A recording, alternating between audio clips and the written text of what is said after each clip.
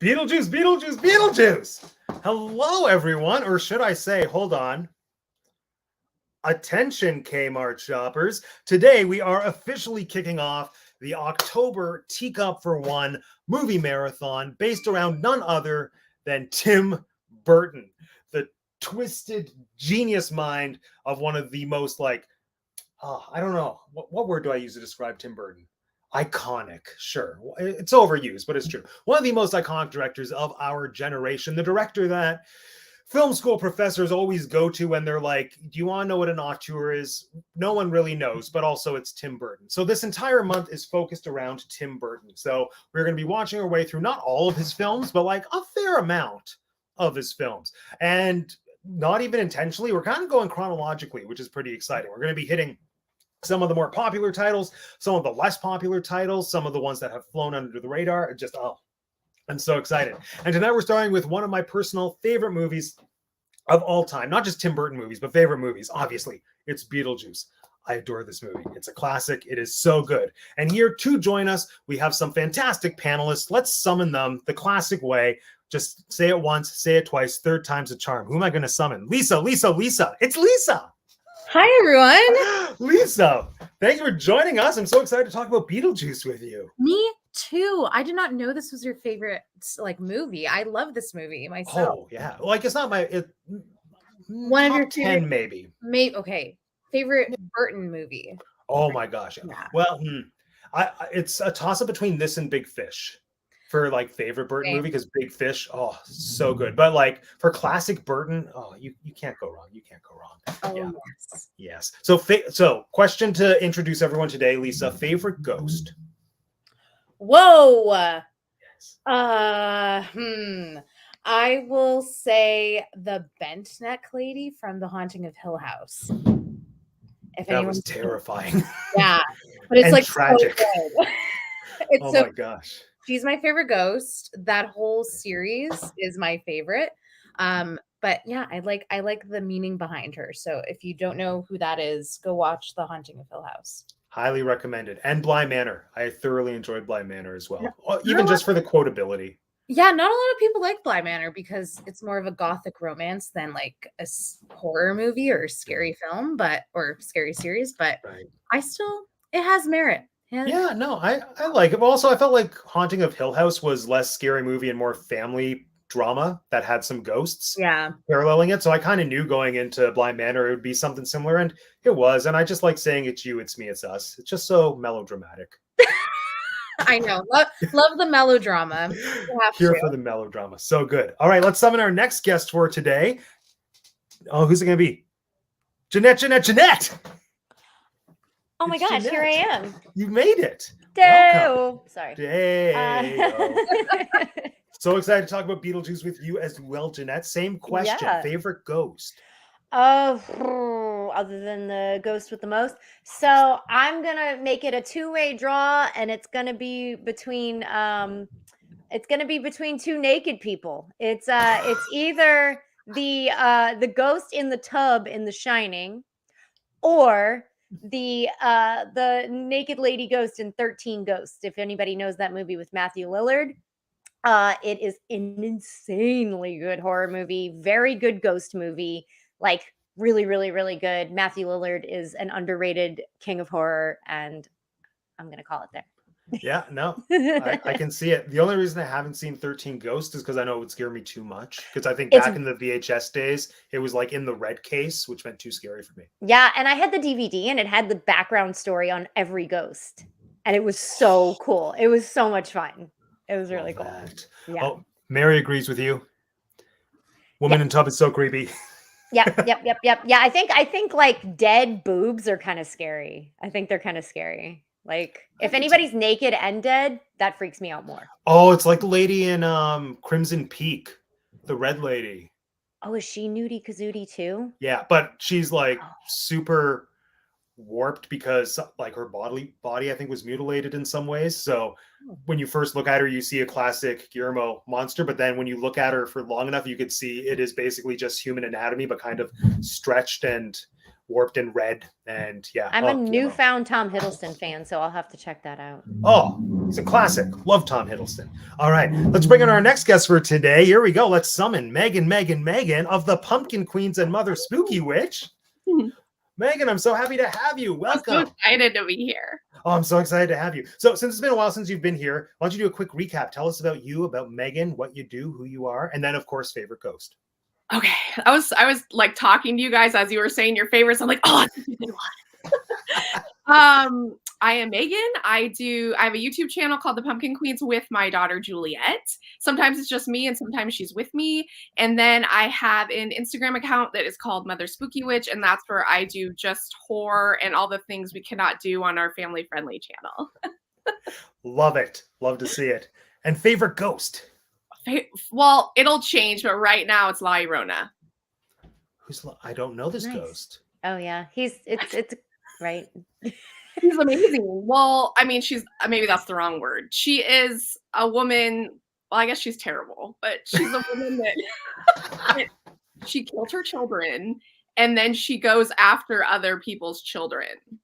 So Yeah. There's a house of her at the Horror Nights in Hollywood right now, right? I need to go see that. Yeah, there's an amazing scene, and I won't get out there, but there's a scene you can look up that's like insanely good. There's an animatronic in it and everything.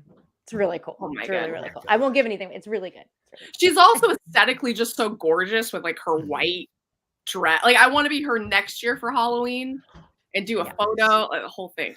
Is it Mexican or South American folktale? It's Mexican, yes. I think it's Mexican, but Yeah. I am not 100% sure. Yeah, very good story. Oh, Does she show I up in love any folklore films? ghosts. Mhm. Yeah, there's a film, La Llorona. Really? Oh, it's called Lyra. Go watch It's news to me. I love this. I love ghosts. It's not like the greatest movie ever made or anything, but it's entertaining.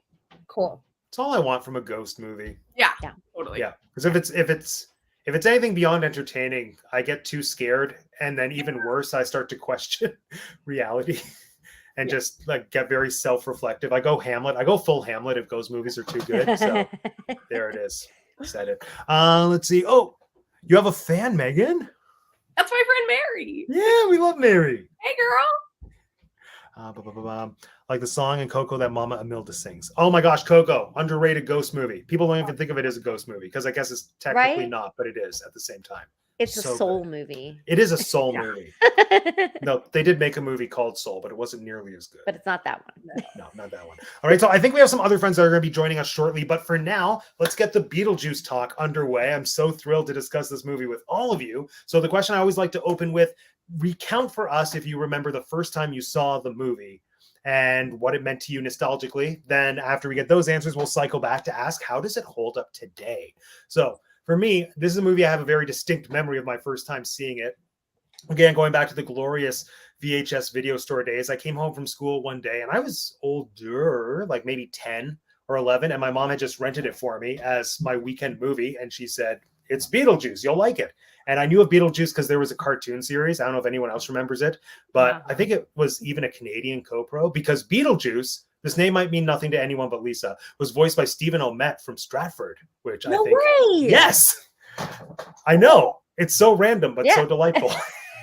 So Like I had no idea Beetlejuice was a movie. I just knew of him from the cartoon. So I watched the movie and I was just hooked instantly. It was just so delightfully Burton-esque. And I kind of knew who Tim Burton was, but this to me was like the eye-opening moment of, I get you now, Tim.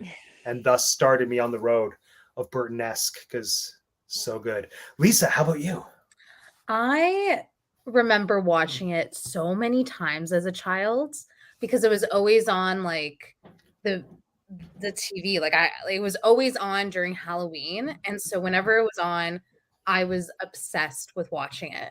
And I remember like not really understanding the whole concept and like not really getting that like Beetlejuice was like this bad guy. Like I loved him. Like I just loved him as a character, even though, you know, we'll talk about the rewatch and stuff. He's awful. Like he's an awful human, not even human, like a character. But yeah, no, I like love it so much. I haven't seen it since I was a teenager, so it's been like such a pleasure to come back to it. But I just remember loving all of the claymation stuff. Yes. Like when they pull their face back Mhm. and like Alec Baldwin does the thing with his hands and it's hilarious. And I used to be obsessed with the spiky grass because I was so confused as a kid, being like, why aren't they getting hurt? It's spiky. Loved it as a kid. Yeah. Brilliant. Jeanette, how about you? So I know I can't possibly have seen this movie in theaters because I would have been like 2. Or was it 90? I think it was like 88. 89, 9, or 87 or yeah, it's somewhere in 88. there. Yeah. I would have been like at the most 3, right? Mhm. So, but I like don't remember a time that I hadn't seen this movie. So we had it on VHS, I'm guessing. I watched it a million times and I've been watching it multiple times a year since I was a kid. So like I just don't remember a time this movie didn't exist in my brain. I feel though like there are different parts of it that I was cognizant of throughout my life. Like certain parts I remember knowing since I was a kid, but then other ones I don't remember even noticing till I was like in middle school, high school. So like most of the early parts of the movie, like them actually as humans, don't remember any of that prior to like high school. And then I remember noticing it for the first time and being like, oh, when I was a kid, it was just that world with the crazy ghosts in it, like with all the different ways they had died, was the coolest thing to me. And I think the scene that stuck with me from my earliest viewings, I remember as a kid at the very end, her dancing with the football players, like just me, like my dad goofing off with me during that scene, and really just like for the rest of my life, wishing I was Winona Ryder. So that I was just like, that's who I want to be. This girl is who I love. So that was like my earliest recollection. Was I really remember that football scene, and like she said, the face contorting. I remember that from a small age, but not being scared by it, being like, oh, that's cool. You know, this movie never scared me, and I get scared easily by a lot of things. I just always found it so charming Mhm. in like the darkest way possible. Adore it. Adore it. Megan, how about you?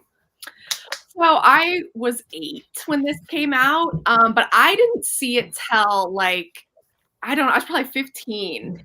And I saw Nightmare Before Christmas, not trying to make this about Nightmare Before Christmas, when it came out when I was like 13. And then I was like, oh my God, my life changed because goth was normal. And then I wanted to see everything Tim Burton ever did. And so then I saw, maybe it was like a year later, so maybe I was 14. Then I saw Beetlejuice, and I was like Jeanette, I was obsessed with Lydia. That's who I focused on, because I was like, there's a girl that likes to wear black and hates the world and is cool and wears these like lace veils and her spunky hair. Like I was obsessed with her. I wanted to be her. She made me feel normal.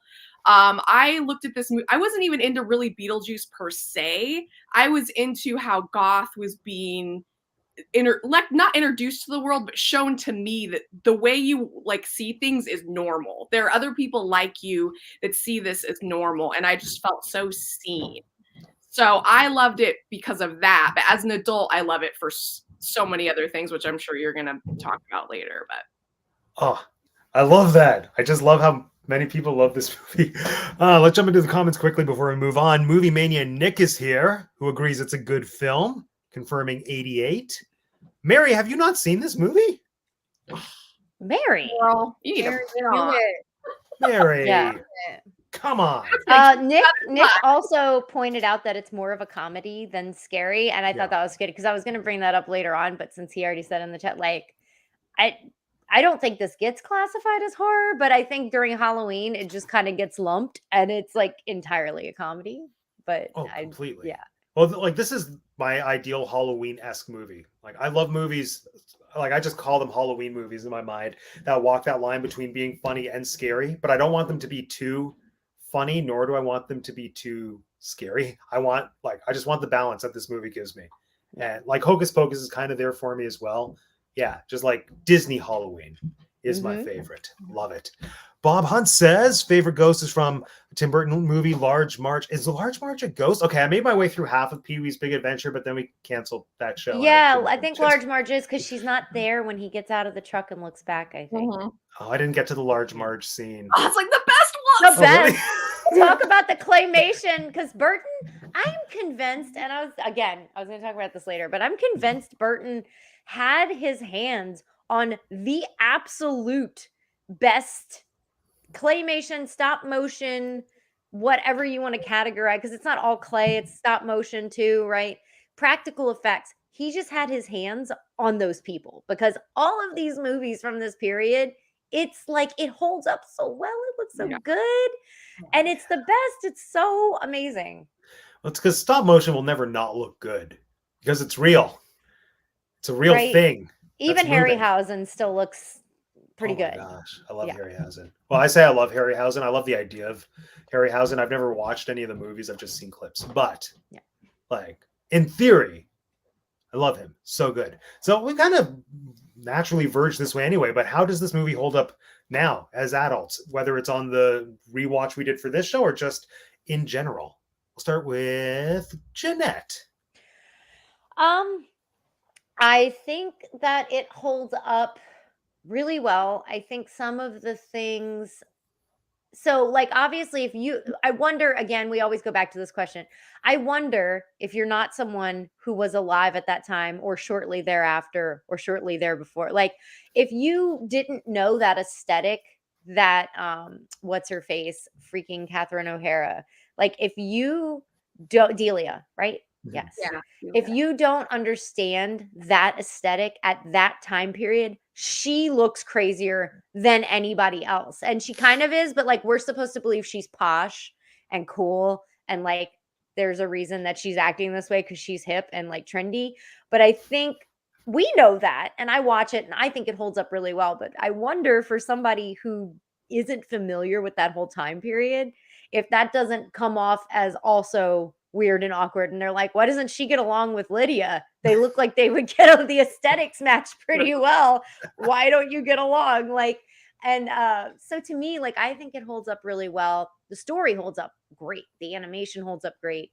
All the effects, all of that. I think everything reads the way it's supposed to read. That's the only thing I wonder if that comes across, because the dad seems more normal. Like, and again, he's supposed to seem boring. He just seems like pretty normal. Not boring, just normal. And yeah, I don't know. I think some of those things that read that way back then, maybe not now, but for me, having grown up in that time period, like I get that and I get what they're supposed to be getting at. So I think everything holds up well. I think the costume design and everything does really great. Well said. Lisa, what do you think? I think it completely holds up. I love it. I like still fell in love with it even after like years of not seeing it. I mean, I think now as like a person in my like late 20s, I find it very gross that Beetlejuice like tries to marry poor Winona Ryder. And like that whole thing is weird, but hey, we got Game of Thrones on HBO. So like, you know, other weird things happen on TV all the time. But aside from that, like the aesthetic, the narrative, the acting from like Alec Baldwin and Gina Davis, like perfection. It's just such a feel-good movie. But I totally agree with Jeanette that I wonder if someone who didn't see this as a kid and like was watching it in their 20s or even 30s for the first time, if they would feel the same way. Maybe not because of the like when it was made, but maybe because of the narrative or maybe because of, I don't know, the aesthetic. I'm not sure. But for, you know, the person who used to watch it like all the time as a child, yeah, still a feel-good movie. Still love it. Nice. Well, like it's making me think back to when I first saw it and I wasn't even really aware of what was stylish at the time at all. I just always like, I almost feel like I had the perspective that we're questioning now. Like when I saw Delia, to me, that was just, it clicked to me as being a slightly exaggerated postmodern artist. And at the time I didn't know what postmodernism was, but I think that's what in my head, I was like, oh, this is what artsy people in New York City look like there. But this is just like how Burton interprets them. So I think it does a good job at sort of satirizing that. But I think even at the time, it was probably a little extreme for what like people of those circles were actually creating and wearing in New. Well, I don't want to say that because people would have more than that, and still would in New York City, even in my high school, actually. But still, I just think it has this beautiful timeless quality because it is just realistic enough, but slightly exaggerated to just exist in the Burton verse. Like, so good. Love it. Megan, how does it hold up for you? Amazing. It's funny because watching it as an adult, and I've seen it many times, and as an adult, I forgot, like when I was a kid, I just thought of Beetlejuice. I didn't necessarily think of the other characters, but watching it as an adult, I'm like, oh, this is really a story about this married couple. Like, you know, as a kid, Beetlejuice just stands out so much because of how he looks, his crazy lines, his harassment of women, just like his whole vibe. But as an adult, I'm like, oh my gosh, Alec Baldwin and Gina Davis are in this? Like, I didn't even remember their story and how good they really are. I mean, Michael Keaton's amazing, but he's really not in the movie that much. But Alec Baldwin and Gina Davis, I think, do really well, and they kind of get overshadowed by the like eccentric characters and the craziness. So I think I appreciate them much more as an adult than I did like as a teenager. Does anybody else watch this and go every time, like literally every time I watch this, I go, that can't be Alec Baldwin. Like it just doesn't read. I know. It just doesn't read Alec Baldwin, and I know it is, and I've seen it a million times. I went to it being like, oh yeah, I can't wait to see Gina Davis and Hugh Laurie. Like I went into it thinking it was Hugh Laurie from my childhood because it doesn't look like Alec Baldwin. He's so much younger. Yeah, that is so good. Yeah, It's I like think he doesn't even Glenn sound Ross like is the himself. No, yeah. Yeah, like Glengarry Glen Ross, Alec Baldwin is like that's the connecting dot between Beetlejuice and Alec Baldwin now, in my mind. Like if it weren't for that, I would refuse to believe that it's the same Baldwin. I'd be like, this is just another one of the brothers. I know. Like I think when Steven. I was little, like I was familiar with other Baldwins because like the Flintstones movie came out not terribly long after this, right? And there was a Baldwin in that. And I think I just assumed there were like 8 Baldwins and this was one of the many Baldwins. And then like as I got older, I was like, holy crud, that's Alec Bald. That's this guy. And I'm like looking at him on like, you know, something else where he looks obviously very different, sounds different. He just shows me the acting in this was even better than I thought. So well, just the cast is so perfect. It's such an incredible ensemble cast. I adore it. So why not? Let's talk about who's our favorite performance in this movie. And like, let's say aside from Beetlejuice, because maybe that's the easy answer. It is the easy answer. But one actor in this movie that puts in a performance that you would appreciate the most, just for today. Like your answer can change in a week, but we won't be here in a week. So just for today, like who will my answer be? That's so hard. I know. I predict you stealing my answer right now. That's what I predict. Really? Yeah. I mean, I think I'm gonna go. Like, I can't not say Catherine O'Hara because Catherine O'Hara, obviously. How can you not? And she continuously makes me laugh in this movie, even though I've seen it so many times. And I don't laugh when I'm watching things by myself, really ever. But she got me like 3 or 4 times just yesterday on this rewatch. Just how much she commits to being ridiculous. Like when she goes on her tirade about if you don't let me get out the house and make it my own, I'll go insane. I'll take you with me. It's just exactly what I was gonna say. So hilarious. Or even when she's saying like, Lydia, you have to take the upper hand on people whether they're alive or dead or they'll walk all over you. I'm like, Don't you find that like her character in this is like very not exactly the same but reminiscent of Schitt's Creek? Like, oh, it definitely planted the seed, I think. Like sure. I feel like they like they're like sisters or like they knew each other at some point. Those characters. Yeah, just like I think this movie just gave her permission to be as ridiculous as she wanted to be. Because the other thing I think of her largely is Home Alone, where she's the straight man essentially in the movie, and like she does that so well. But so good. So yeah, my answer is Catherine O'Hara. Feel free to repeat answers if we so desire. But yeah, Megan, how about you? Catherine O'Hara. Okay. You know, I was actually doing a little random research before this, and I read that the offer was actually given to Angelica Houston for that role. And the only Ooh. reason she didn't take it is because she was sick and she couldn't do it. And I was trying to wrap my head around her version of it. It would have been like completely different. Would have been Well, so and I much wonder if drier. Angelica Houston got this, if she would have even been offered Adam's Family. And then we wouldn't have had the Morticia we have, because then she would have already have done something what I consider to be like somewhat similar if they had carried things through the way they went with this movie, right? She Mhm. would have been in the gothic clothing on it. I'd be like, well, you kind of did that, you know, or she would have gotten it because she'd done it. I don't know. But I had read that before too, and I wondered that. I was like, I don't would want we to live have in a world where we Morticia? don't have her as Morticia. And I feel like she wouldn't have know. taken Morticia if she had done this. I think she was probably at a place in her career where she could pick and choose projects when this Yeah. was coming out. And I don't think she would have repeated something that's similar so Yep. soon. Well, she does do gothic things. I mean, That's that is true. kind of her vibe, like witches. And so, but I don't know. Mhm. Yeah. We should ask her. Maybe she's watching. Oh, that'd be great. Oh, yes. Angelica. Angelica, you're in the chat. Chime in, You please. chime in the chat, Angelica. So, Jeanette, was your answer also Catherine O'Hara?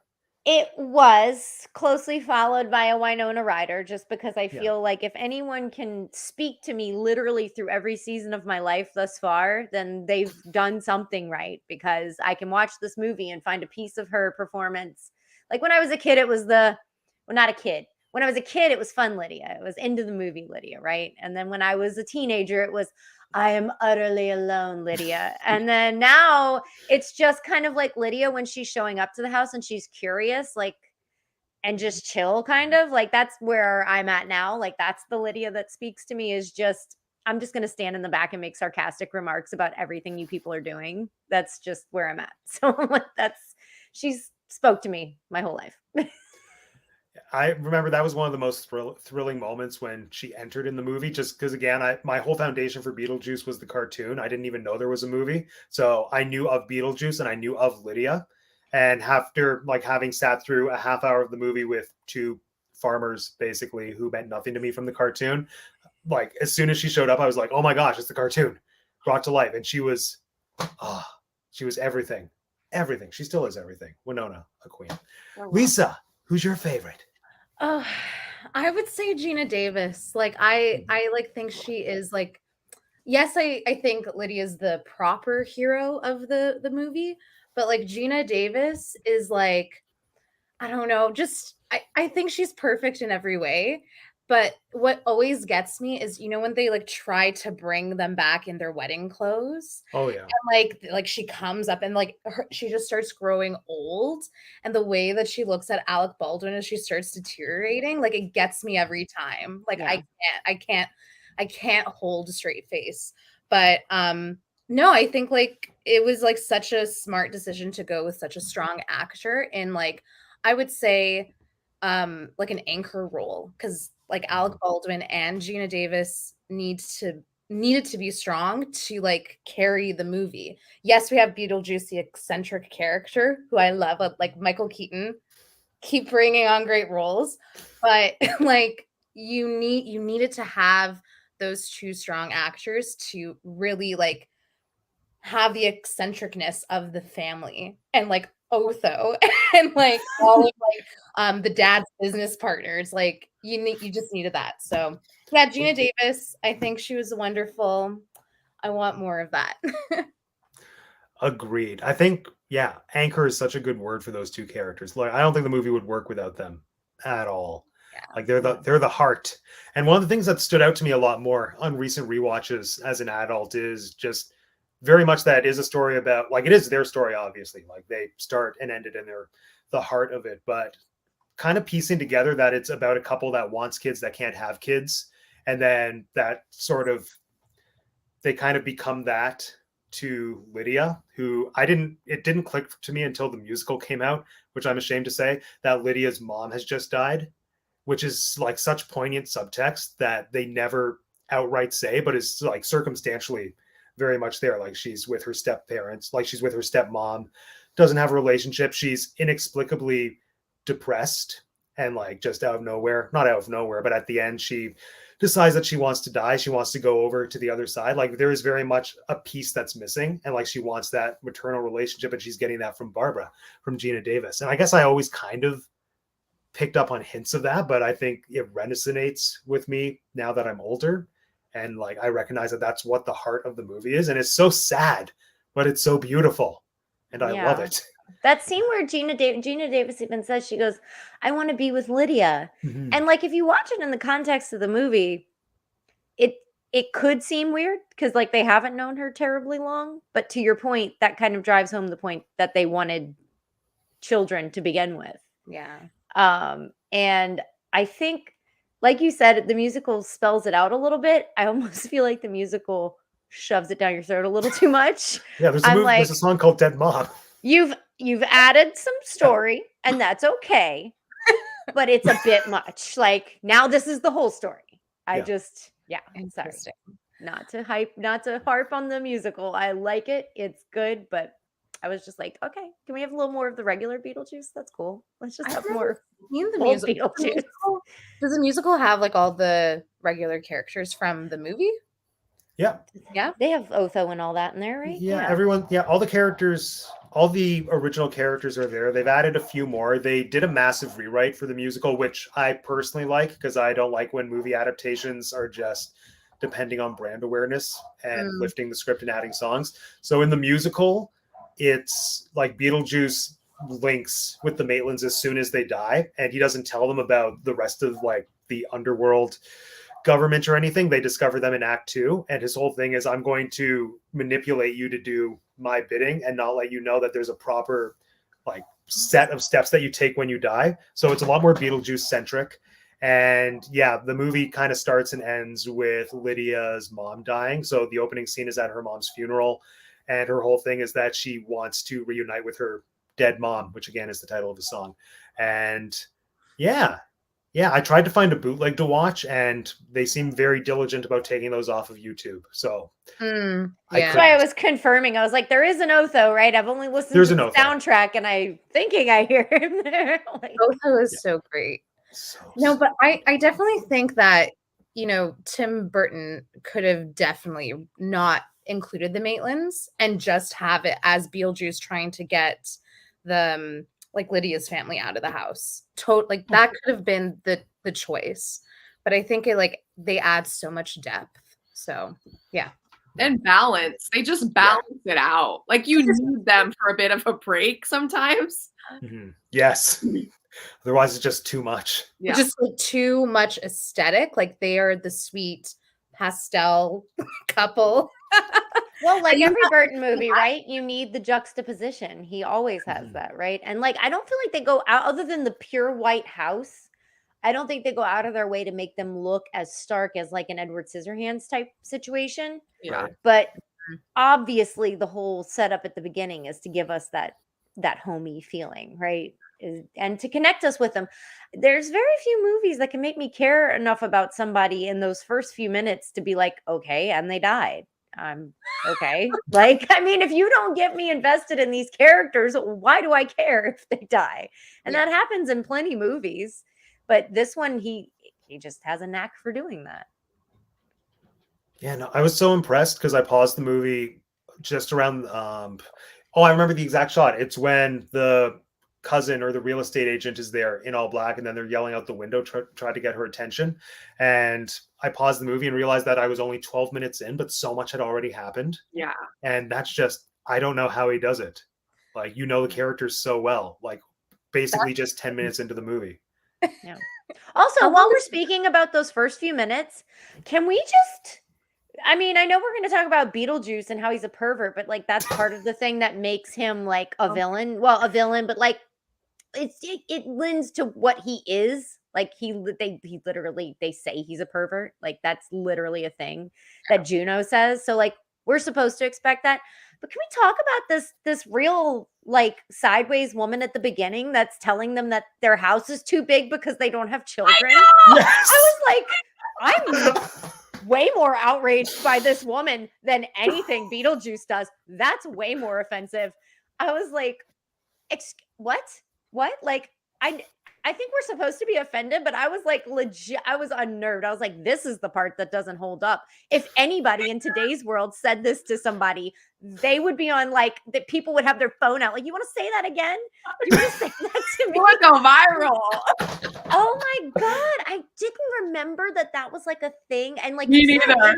it tells us that they want kids, right? Like that they Yeah. feel bad about it because she pauses and she goes, oh, I'm sorry. Like, but I'm like, and then she goes in and tells him, oh, she's saying we shouldn't have this house because, and I kind of forgot that was a thing. And I was like, this woman, I'm way more ticked off at her than anybody else in this movie. And they're so nice to her. Like, Yeah. I was like, I'd Nelly, slap that woman. my property. Like, what are you doing? I Like, would I didn't slap find that her. woman. I'd never clocked that. That is outrageous. Yeah, she goes, Wow. this house is way too big. You should sell it to someone with a family. And then she So goes, bad. I just meant you don't have kids. Like she keeps trying to, like, she's just Yeah. digging and digging. And then there's just such a sad shot of Barbara looking Yeah, depressed, she goes, Oh. like triggered out of nowhere. Well, not out of nowhere. Like, oh, And she was so nice to her. I'm like, yell at this woman. Yell I at her. know. well, I think they say she's family. They just don't specify how close they're related. Exactly. But I feel I'm wondering. getting cousin vibes. Mhm. Yeah. And she's got like Amish hair. I don't know what's going on there. It's really, she's got like that really high barrette thing going on like this. And I'm like, oh my gosh. Oh, I just think of that as 80s hair. It's just so rude because like she doesn't know if they've been trying. She doesn't know if like they actually want kids. Yes, like we know that as the audience, but like none of your business. Get Yeah, out of also, here. this is America. If I want to, I can have as big of a house as I want and be the only one living in it. You could piss off. Like, what? And then she kills them. Oh yeah, that's like a fan theory, is that she like somehow. Oh, I guess the dog killed She them. put the dog in the road? Yeah, no, I've heard there have been fan theories and convincing arguments. I can't remember that she had a hand in the Like death. it was her dog that she let loose. Maybe, yeah. I mean, she wants to sell the house. It sounds like she Exactly. stands to make money. I don't understand why she wants them. Is she the realtor? Yeah, she's the Yeah. realtor. Okay, I was like, this time around, I was like, is she the realtor or is she just weird? Like, I don't understand why Well, she Gina wants them Davis to. at one point says, "Can you stop sending pictures of our house?" People, it's like she's actively trying to sell their house. I know. That woman is the real villain of this story. Oh, she was awful. And I feel like some version of that character exists in a lot of Tim Burton movies. Like Oh, just yeah. the very suburban yeah. person who is seemingly pleasant but is just the worst. Yep. Yeah, oh, absolutely. The cookie lady and Edward Scissorhands, the busty lady, whatever her name is. And like it's not Tim Burton, it reminds me of the girl at camp in Addams Family Values. Oh, Yes. She is. God. We just watched that recently. Oh, that girl. Oh my god. Oh Like, my God. I hate that Just- character, but I love that performance because Oh, Yes. she understood the assignment. Oh yeah. I feel like if anybody was ever going to play total side note, play Angelica from the Rugrats, that chick at that time would have been like, Yes. I'm like, she The would right have been so attitude. good. Oh. I can't remember what we were discussing because we've gone to such a good tangent about how awful the realtor cousin is. Originally, it was our favorite performance, and then Yeah. we Oh went down yeah. this- Gina That's fun. Davis and Gina all Davis. that. Yeah. What's this? For a movie called Beetlejuice, there wasn't enough of the character named Beetlejuice. I think there was just enough Beetlejuice. Yeah. I think That it's would the have been right. too much. Yeah. I don't know. Well, then it becomes a hokey like live action cartoon, right? Yeah. If it's just all Beetlejuice. I do agree. I mean, like I would have taken some more scenes of him, sure. But like I do think, like we've said already, like without the actual story, then it doesn't have heart. Then it's just goofy fun, which is fine. Goofy fun is good sometimes, but I'm glad that this movie had more than that. No, like I think it just builds to like the big climax at the end when she actually says Beetlejuice, and then we get him in the stripy suit, and then you just get to see full Beetlejuice power unleashed for maybe 5 or 6 minutes, but it's just enough because it's so much in the Yeah. best way possible. And like I think that's my favorite shot in the movie when she runs to the model. She's like, "Can you help?" And then he's just sitting, and then he looks up, and he's in the suit, And even though at the time the suit meant nothing when the movie was new, just because now it's the classic Beetlejuice outfit, that moment hits so good. I adore it. Actually, I hadn't even noticed he wasn't in it. Now you're bringing it up, and I'm like, oh yeah, he's in like just grimy clothes the rest He's in of the this movie. for most of it. He's He's just in his little Great. Yeah. yucky torn up clothes. Well, like the movie is only an hour and 30 minutes. And someone in the comments said like he's probably only in there for 17, maybe 20 minutes. And like that's fine. Like I think it's fine because of the way that he plays it as Beetlejuice. It's so clown-like. And like clown is great. Like the extravagance is awesome. But if that is all you're going to do, 17 minutes out of a 130 movie is more than enough. Yeah, no, it's like Wicked Witch of the West. She's in 12 minutes of Wizard That's of Oz. And Yeah. it's Make the just impression. enough. Make the impression. And because also if it's too much, it's too much. Like, obviously. Yeah. And then it's not as charming. It's like too much Fonzie. Once Happy Days had too much Fonzie, it was over. It's like BFG and BFG being in there for like 3 hours of the movie. Like that's yes, exactly. Maybe BFG shouldn't have been that much in the movie. I'm just shouldn't relating have it been a to movie. I don't like with title characters. That's that movie. Yeah. It's like Anthony Hopkins in Silence of the Lambs leaves us. That's what it is, leaving us wanting more. I So don't know let's if I discuss want Michael more Keaton. End of the lecture. No, I can't do it. But yeah, Michael Keaton as Beetlejuice. Let's just talk about him. What do we think makes this performance so outstanding? I think it's like undeniably outstanding. I'm just making an assumption everyone agrees. Like if you had to pinpoint one specific thing that he's doing, whether it's physicality, voice, something else entirely, what would you say it is? Megan. I love me some Michael Keaton. Can I just say that? Like, oh, of he's course. 75 and he is still a babe. I'm just gonna say that right now. I think he's more of a babe now than he was then, even. Right? Oh, Yes. yeah. Oh my gosh. What I think is amazing about his performance is there is some moments where he's awful, and it's when he's harassing women. Like, I am never going to enjoy a scene where a man is physically harassing a woman or emotionally or whatever. And he's doing it like there's a scene where they're in the model and Gina Davis is there and she's talking to her husband. She's like, "Can we have a second?" And he's like lifting her dress with a pole and he's just like, with a stick, yeah. Bro. But it's just like you still love him. That's why the performance is amazing. I'm never gonna love a man that's doing that to a woman, but I love Beetlejuice. like he gets away with so many things, and you're just like, yeah, that's just who he is. You just gotta deal with it. That's just Beetlejuice. Yeah. I mean that's the biggest one I can think of is him being so awful, but me loving him so much more. And I think everyone is right about we get just enough of him, because as much as I love him and his craziness and his little one-liners, it would be too much if he was, even if you added like 8 minutes to him, it would just overpower the balance. So I don't know. I just love him. I love Michael Keaton. He can't make bad movies. It's true. Well, there was a Snowman movie. Hey, okay. He was not bad. One of his best. Okay, that is one of his best movies. Yeah, I was gonna say that's not a bad movie. Oh, I didn't see it because Very 90s. The poster made it look very bad. 90s. I don't think I've seen it. Do I need to see it? Is it good? It's called Jack Frost. Jack Frost. Oh. It is a heart-tugging movie. It's with Kelly Preston, and like I love it. I think that's his best movie ever, aside from Beetlejuice. Whoa. Wow. I really like heart. Bringing in the hot takes.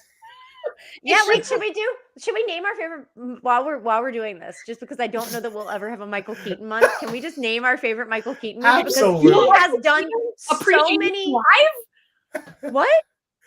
Matt, can you do like a Michael Keaton like appreciation live, and we can just Yeah, why not? Oh my, I want to be on that. I'm signing up. We could do a whole Michael Keaton month. Why not? I'll watch Batman.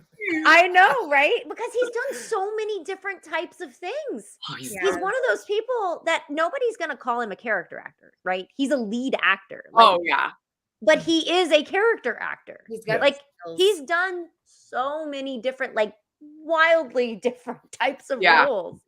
And it does. I'm with Megan. Like he's just mind-blowingly good. So my favorite thing about him is Beetlejuice. I think, or my favorite scene. I'll just go like my thing that I think makes him or showcases the thing that makes him be the best Beetlejuice. That scene where I forget what they ask him, but he goes, "Well, I went to Juilliard," and then blah blah blah, and Yes. that where he changes his voice. It goes from here, and he's doing that, and then he's angry and he's yelling and he's doing the real comic booky sounding voice at the end, and then he goes back to being like normal Beetlejuice. He goes through all the levels and different little things. It just blows my mind, and he does it like it's seemingly in one take. I don't know if that's true, but it seems like it. And it just, I'm like, oh my God. And so to that point, my favorite Michael Keaton movie is Multiplicity because he literally plays 4 different people. So Seen that. I didn't realize that was him. I haven't seen it. Again, I've just seen the oh poster. my God. I just remember multiple Michael Multiplicity. Keatons in a On line. the list. Okay, Oh my list my going. God. I went and saw it in theaters with my parents, and then we immediately, like as soon as it came out on VHS, owned it on VHS, and my family watched that movie so many stinking times. When did It's it so come good. out? What year? 96, I feel like it's a 97, 98. 94. I love Oh, 90s that movies. sounds to right. be Something old. like that. Isn't the concept that he's cloning himself, but it's kind of like when you photocopy things multiple Make a times, copy he of gets a slightly copy? dumber, or he loses quality Yes. with each Yep. respective clone. That's It may not be PC anymore because the last clone is supposed to be a little touched in the head a little bit. So I don't know that reads well anymore, but yeah. but It's a for really Michael funny Keaton. movie. Oh, Rose City Pops Guelph. I'm doing delightful. How are you doing? Have you seen Beetlejuice? Let us know. Fun. Oh, I feel like Movie Mania Nick's favorite Michael Keaton movie is Mr. Mom. I'm realizing now I haven't seen a ton of Michael Keaton movies. Mr. Mom is Oh. great. I know. I will say, like, I like his Batman the He most. is Batman. There is no Like- other Batman. Okay. Well, I mean, that's another discussion for another day. Yeah, we should do a live on that. Yes. Christian Bale was good. He's the other one, but nobody else. I Nobody was else. gonna say Yeah. it's like Michael Keaton and Christian Bale, and then everybody. Everyone else. Wow. Oh no, but there's the guy there's the animated there's the animated Batman voice who Batman aficionados claim is like the Batman as well. I Right. can't recall what his name is though, so I have no horse in this race. That's fair. But anyway, aside from that, I think for my favorite moment and the reason why I think he's so good in Beetlejuice is there's a part where he's like trying to get their attention and he's like just throwing himself in the little miniature set.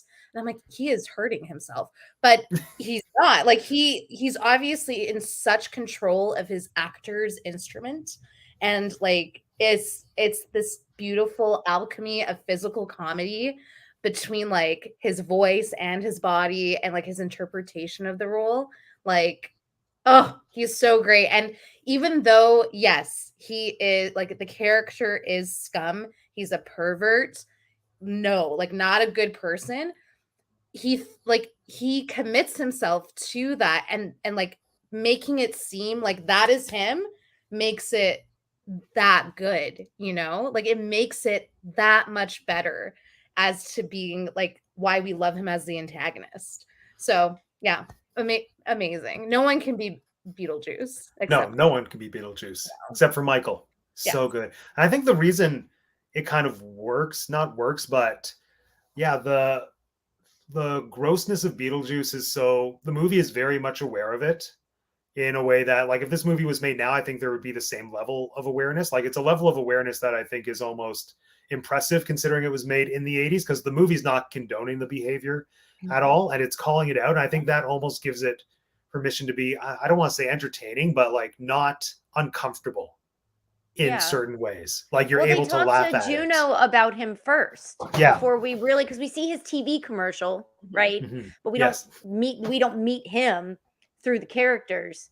And so Juno tells them everything they need to know. And that's wrapped up in there, right? Where she's like, and he's a pervert. And it's like, oh, okay, well, that's why this guy is a not great person. So it's one of the reasons. And we know that information going in. So I think then we're allowed to laugh at it, right? Yeah. He doesn't feel like even though he's the villain antagonist would probably be better, like you said. Like Mhm. I don't think we ever feel really in like danger from him. Occasionally, like you have that scene, but you don't care if the humans get hurt. You're like, yeah, these guys are all butt heads. Okay, whatever. And it's like, although I will say every time I watch it closer and closer to like being older, I'm like, I feel so bad for Lydia's dad. I'm like, Yeah. what did Oh, this guy do? He bought a house. He wanted his family to have some peace. Like I this don't guy. on this rewatch. I was anti Charles Deeds. Yeah, because he uprooted his daughter and his brand new wife because he selfishly wanted to live. Like he took Delia away from her community of Okay. artists. That woman's Okay. a raging lunatic, and it's. I think I don't understand why he's even with her. I think that's the thing I wonder. Is I'm like, Oh what yeah, this guy want with this woman? I don't understand. Plus, all he wants to do is watch birds. Like, let the man watch some cute little birds out of his window. I did feel bad in this rewatch. I was like, every time I become like more and more into adulthood, I'm like, this poor guy. He was trying to make good decisions, and this is where it got him. And that's why I think at the end, I am actually really happy to see them like happy. And he's like reading the newspaper. He's like, oh, Yeah. sounds like Lydia got an A on the math test. I'm like, good.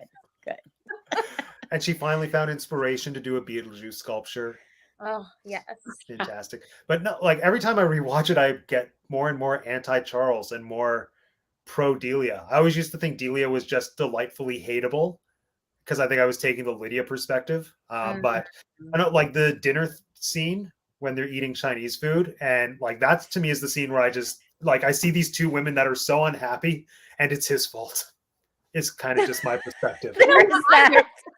I would usually agree with you in that instant, but like he's just so like he wants a simple life. He's not stopping his new wife from being an artist. He's very supportive of her creating an art collective in this new house, even though it's the middle of nowhere.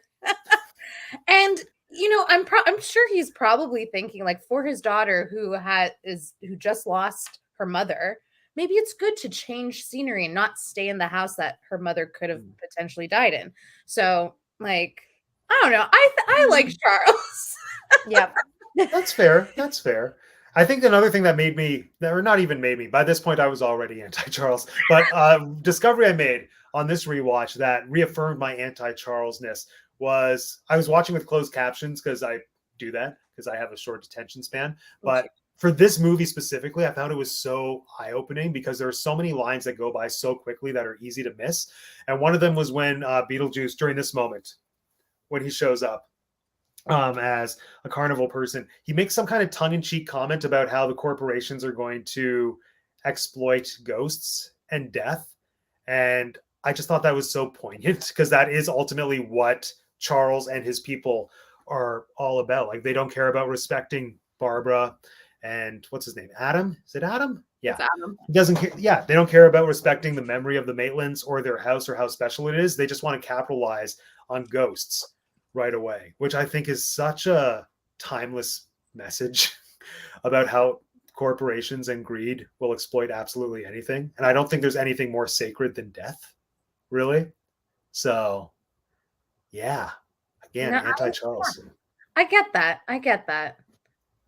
Wow, now you're making me hate Charles after like I fell in love with him during this watch. It's sad, but yeah, he is a businessman. Like that is. Yeah. But and I don't like that doesn't take away his family man qualities either. And I just like this is one of the reasons I love this movie. There's so much nuance to not just him, but like all the characters I think have sides to them that could be discussed. Like Delia, so hateable, but also so lovable. But I've started to sympathize with her more. I think that's partially a bias because now I love Catherine O'Hara so much more as I get older, because how can you not?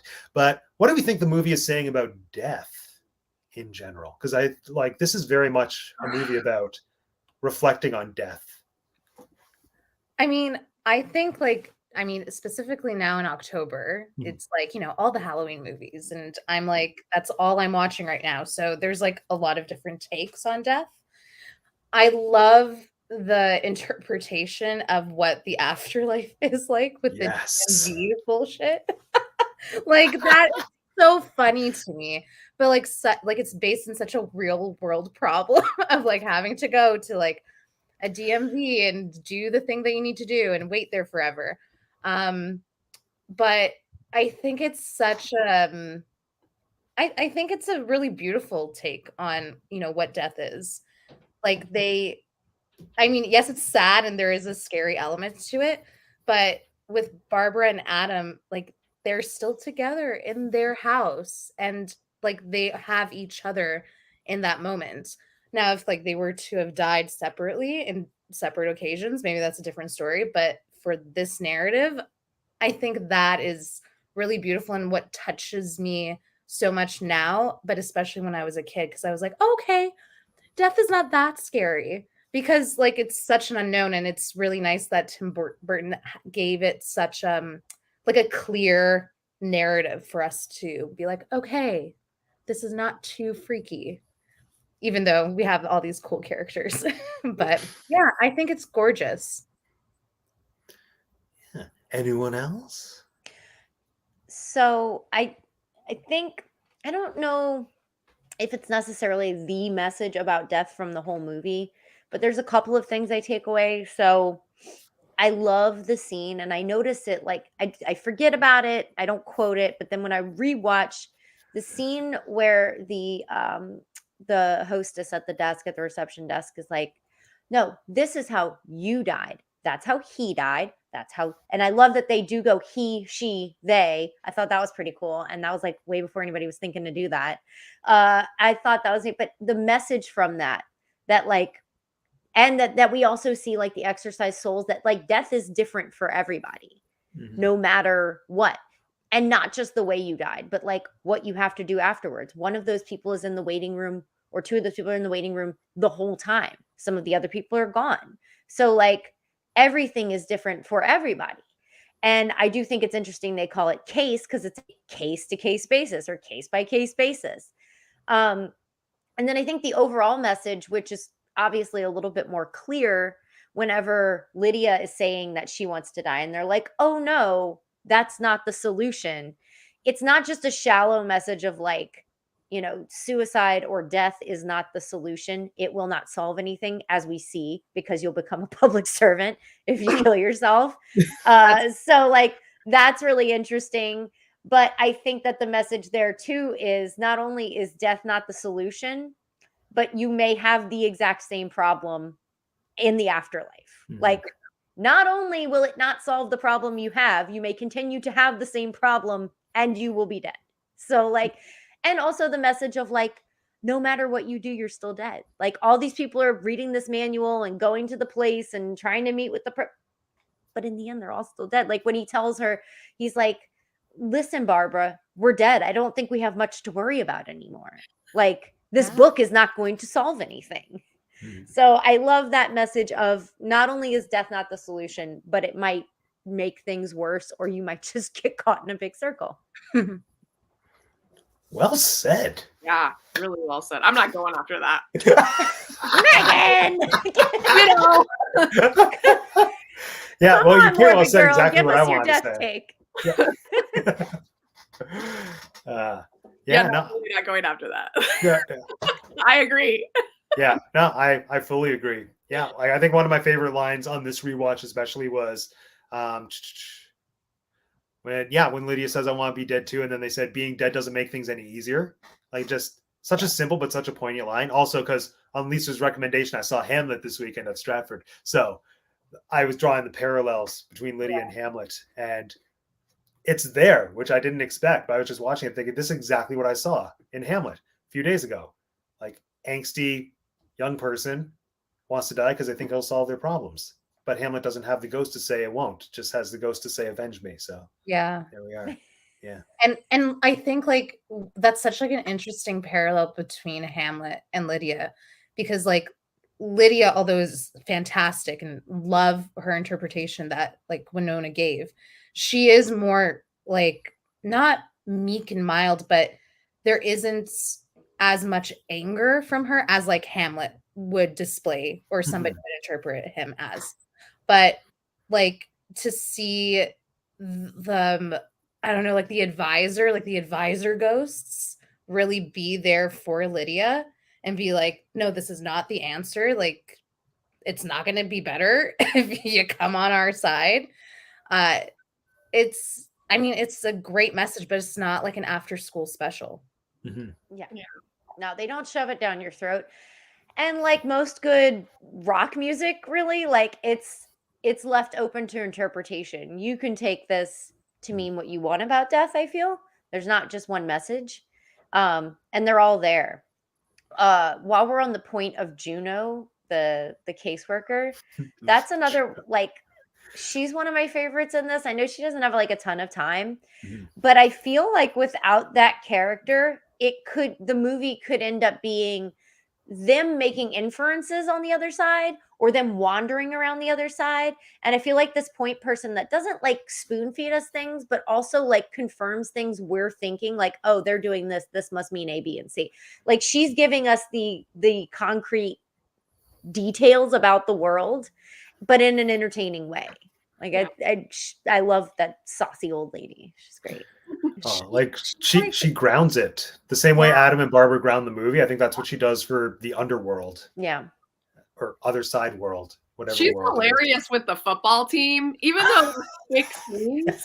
It's just so funny to me. I don't know why I love those scenes. Not your coach. You're He dead. survived. Outside the bathroom. It's just like she's like their mom. It's great. I will say that, like, I love Juno too, and she's hilarious. But the only advice that she tells them to do is to not call Beetlejuice and then explain to them how to summon him, and then don't do it. I'm like, Juno, I know it was a device. Obviously she is. That's why we need her.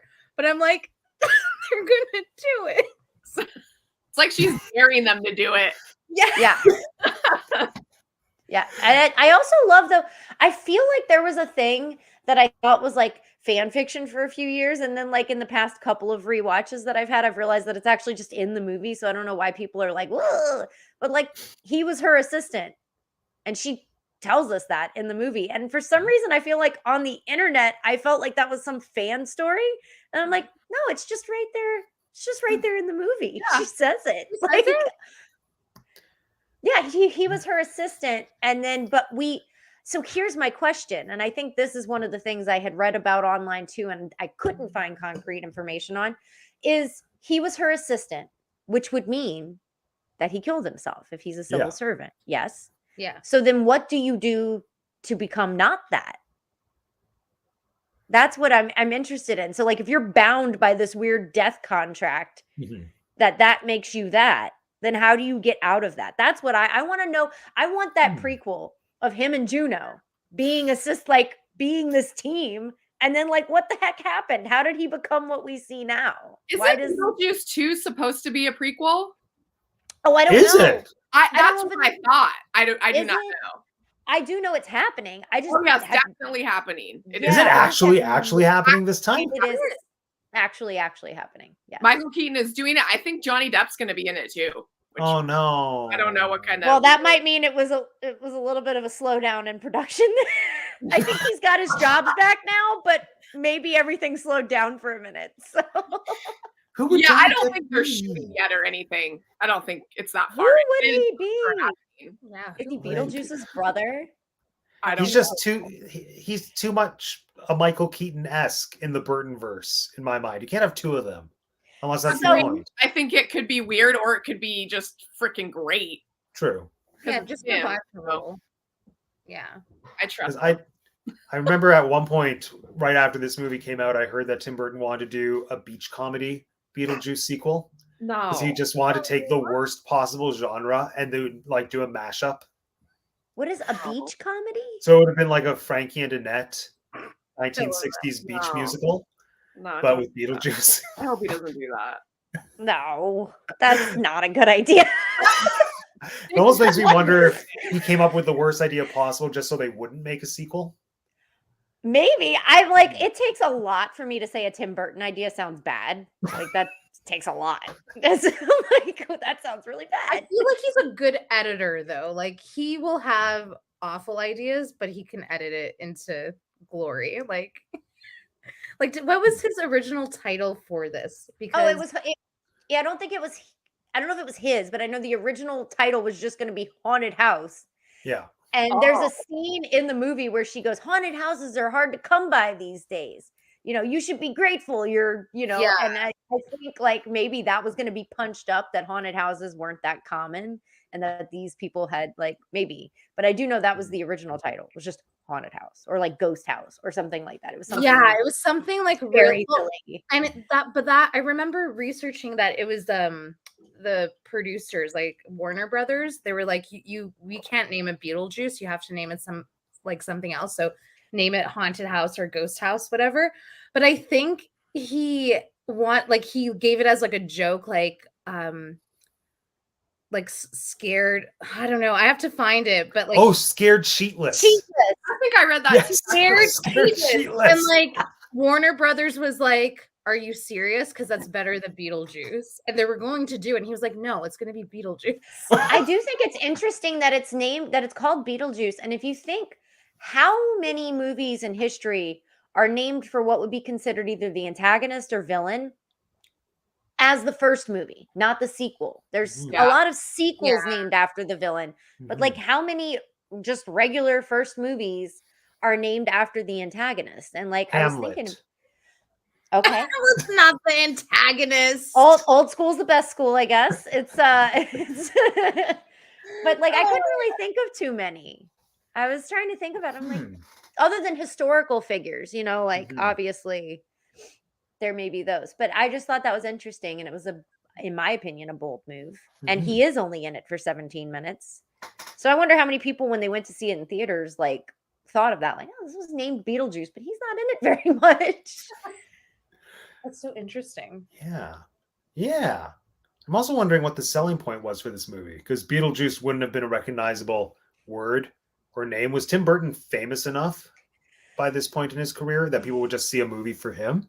If this was 88, then Batman hadn't even come out yet. Would have just and been, that was what really Huey? propelled him into commercial success was Batman. So yeah, I think maybe this was what Pee-wee came out before this, yes? Yeah, Or no? Pee-wee was his first movie. Yeah, and that I don't first movie. I didn't know that. I don't know that was commercially successful, right? Oh, it's so I don't good. think so. I think it became a cult classic after. And same, I don't know.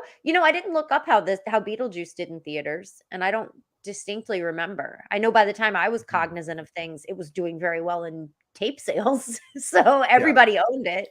I'd be shocked if it did great in theaters. I feel like it's a movie that just went crazy after the fact, but I don't know. No, I would be shocked as well. Just point again, Tim Burton, I don't think was a huge recognizable name. Also, just looking at the cast, even though I think a lot of them went on to become recognizable names, I'm not sure that any of them were marquee names that people were paying to go see in movies. I think the most famous one actually was Jeffrey Jones. Probably. Which is funny because he'd been in Ferris Ferris Bueller's Day Off. There you go. That makes sense. I mean, Google's telling me it was a critical and commercial success. There you go. And it made $74.2 million with only a $15 million budget. Yeah. So, wow. So Nice. he had the budget of a second movie and then did really well. So I think without Beetlejuice, personally, I don't know that things like, I think he would have still gotten something like Edward Scissorhands made, but I don't know that, even though he didn't direct it, but he was the producer, I don't know that things like Nightmare Before Christmas would have happened. Oh god. Yeah. Had this not done well, because that was at a time where you didn't have like weird animation. Like you did, it was on Nickelodeon and it was like kind of obscene, but not really. And this wasn't obscene, but it was weird. And usually people associated the two together, I feel. And this was the beginning of being able to be like fun and family friendly and still weird. Like that's okay. Yeah, no, this is the first step, I think, to making the Tim Burton aesthetic and the Tim Burton look, like throwing that into the public consciousness and then just making people think, I want more. Yeah. Normalizing it too. Like it isn't necessarily weird. It's just what some people like. Yeah, it made it cool. Yeah, I think it was this always was. cool. I'm looking at the lineup, and yeah, it would have been nothing else prior to Pee Wee was Mhm. even remotely like known. Oh no, it was a like bunch of short films. Like I know it's he had short, his Frank and yeah. Weenie. He had the Hansel So and Gretel. yeah, and then you do this, and then it's a Yeah, it's just skyrocket. Mhm. it's the dream. We should all just make a Beetlejuice, and then That's the goal. exactly. Then one day we get to direct Dumbo, the live action remake. Oof, Yeah, that's rough. a movie that exists. Rough. Yeah, so let's move on to a delightful question that Jeanette devised. Jeanette, do you remember what it was? You worded What was it my- so. You what was my texted it to me delightful like 2 or 3 question? weeks ago. You were like, Oh, "We did should I? start asking this," and I vaguely Oh. remember it. But if you remember it better, I will. Well, I'll tell you what. I'll just look in my text Yeah, messages find because the now text I'm like I don't remember my awesome question, but I wish I did. I wish I was on. if you can't find the text, I remember most of it. But I feel like since it's your question, I want to give you the floor to propose it. Oh my gosh, I don't know it. Do you know it? It was something along the lines of who in this movie do we think went on to it wasn't Oh have the yeah, best career, but who benefited the most from yeah. this? Like who went on to either become like the most famous, most acclaimed, or Mhm. like most loved actor out of all this? Because like I just said, I think going into this, I think Jeffrey Jones was the most known actor, and I could be Mhm. wrong about that. Obviously, Dick Cavett in this movie, but I don't know. I don't know. Yeah. We're gonna What? name Who's Dick him. Cavett in this movie? He's the isn't he? They name him. He's the one of the older business guys that comes. Yeah, out. he's Oh, mustache that I keep saying looks like Tom Selleck. oh no, that isn't that Robert Goulet? I thought Oh, that is was it? Robert Goulet too. I think Hold on, who- this. That's Robert Goulet. Dick Cavett is the other guy, the hairless face guy. Yeah, Oh, is he the the other agent? business. Yeah, I think he's the agent. I just remember seeing him in the credits like a few years ago when I watched it, and I was like, he's in it. I'm like, oh yeah, okay. But so, like I said, I think going into this, it was Jeffrey Jones was the most known. Coming out of it, I mean, obviously, I think we all know Michael Keaton was the most successful. Would we agree on that, or would we I would almost say conjecture think that Winona Ryder? Winona Ryder too, though. I mean, but I don't know Yeah. when these people became successful. Like, was it right after? Was it years after? I don't know. Mhm. Well, I'll how say old was Winona Ryder when this came out? she was only like 71. This is one of her like Heather's came out right after this. yeah. I Heather's think- was 89. 17. I was gonna say I thought she was 16 when she was doing this. yeah. So when she was filming, Oh. maybe, and then yeah. So she was really young. I only argue Michael Keaton because he has an Oscar now. I don't know that Winona Ryder has an Oscar, What but did he get that's an where I Oscar would. for? Did he win for Birdman? Birdman? I think He won feel for Birdman? maybe. that. Maybe I'm I'm like wrong. 95% sure that he did. Because Yeah, I and, vaguely like, remember. I do well. Either way, I don't know how many times. I think Little Women, maybe Winona Ryder was nominated, but like That I don't know sounds how many familiar, times yeah. she's been up for it. Not that that's the only measure of someone's success. Mhm. It's She's a had a good measure of career, though. someone's success. I mean, Yeah, she's had a lot of great roles. and she stayed valid the Yeah. whole time. In my opinion, the most surprising one, not surprising because she's untalented, just I think it's cool that Catherine O'Hara is still a household name, maybe more now than ever, Yeah. at least in America. I'll put it that way. She's probably been a household name Oh, for way longer in Canada. Yeah, Well, I think mean, the thing with Catherine O'Hara, she picks it. She's so selective, from what I gather, with what she'll do and the projects that she'll do, that she doesn't maybe have as wide of a resume as some other people. But the things that she has opted to do have been so memorable that, like, yeah, I think icon, pure icon. yeah, I think Michael Keaton and Winona, just because of all the things that they had done afterwards. But like, what was Alec Baldwin doing before this? This Like, was his third movie, if I remember correctly. He didn't Really? do much before this. Yeah. Like, Oh, he did a TV show. I think that was his main thing. He was on a Yeah. TV show. Like, I know, like, he's like of Michael Keaton and Winona.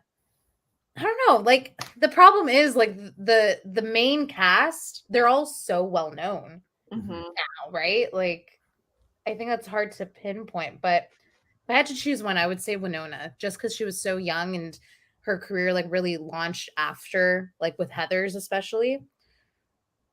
So yeah. Yeah. Yeah. Was Gina Davis well known before this?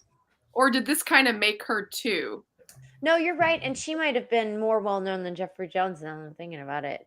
But she became, I mean, she was still valid well, she's still valid now. Don't take me wrong. But I mean, like in like major movies that we're seeing at the theater all the way through the end of the 90s. But then I don't recall anything. Yeah, like she was in Past that. Gypsy and The Fly, which were like early 80s stuff. Mhm. So I saw her in this, and then the other movie that I remember seeing her in as a kid was Stuart Little, which Oh yeah. That's where I get like Hugh going Laurie. back and watching does not hold up very well at all. The animation is not great, and it's very boring. But it's Cute. I mean, it's great. I remember Gina Davis from A League of Their Own. Like I was obsessed with that movie. She was so good in that. oh my god, yes. Another movie I've never seen. Ugh. Oh, That was on my- Nuts. I know. I need to. That's like the only film where Tom Hanks is a complete asshole. Like he has the most right? unlikable character, and it's so Mhm. shocking to me because he Yeah. plays Mr. Rogers and Geppetto.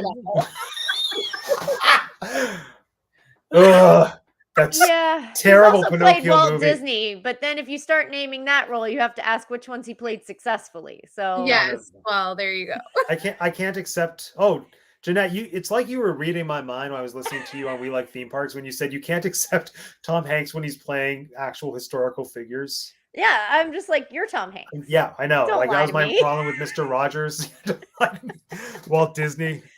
Just thinking, yeah, like Tom, I adore you, Yeah. but Yeah. You're Tom Hanks. you're Tom Yeah. Hanks. You're an icon unto yourself. Oh yeah. Yeah. I had the same issue with that show Feud with who was it? Oh, Susan Sarandon and Yeah. Jessica Lange. Jessica Lange playing Betty Davis and the other one, Joan Crawford.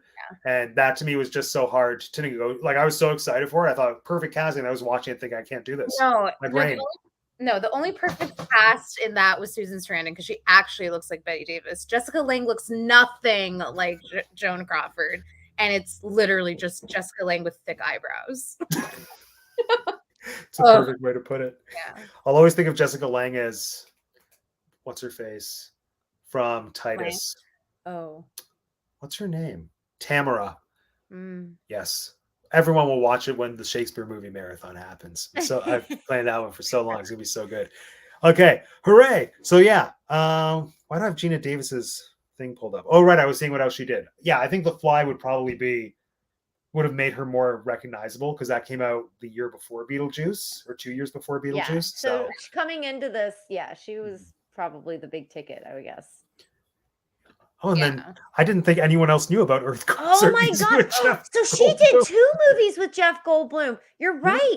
Oh my god, one. I love. Okay, I know it's totally off. I love Earth Girls Are Easy, and so I like mad obsessed with that movie. Love it. And Jeff Goldblum has been a crush of mine. I think since I could like know what that was, like even know what a crush was at all. Music Like, in that movie's hilarious. wildly obsessed with Jeff Goldblum. I need to see this immediately. Yeah, Oh there's a my song called Become a Blonde, if I remember correctly. So good. It falls in that whole like weird science, like Fast Times at Ridgemont, just goofy, probably not PC, very funny stuff.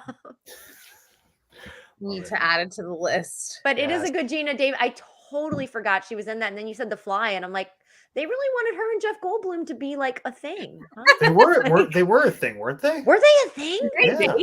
Tall I think they with did. gold. I was gonna Yeah. say they would have made very tall babies. Yeah.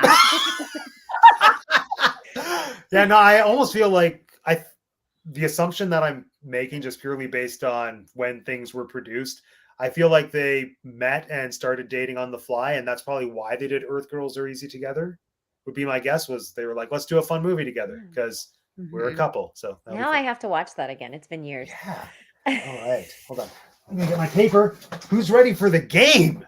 Meantime, well, I will say I'm ready. Hold on, I grab paper. Yeah. Oh, you don't need paper for this one. Oh, Ooh, I know. This is the most exciting game we've had, and it might bomb. We'll find out together. Uh-oh. Let me make my score. And just referencing back to what we were saying, he did not win the Oscar. He was nominated. He has only won out of all the things he's been nominated. Oh, I'm sorry, not the only things, but major awards that people like talk about all the time.